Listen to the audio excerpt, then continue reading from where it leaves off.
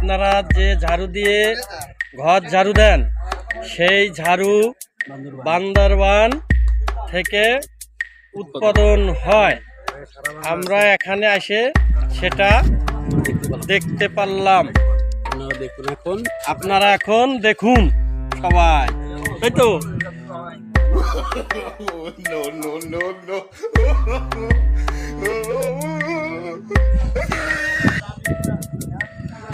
হাজার হাজার ঝাড়ু উৎপাদন হয় বান্দরবান থেকে।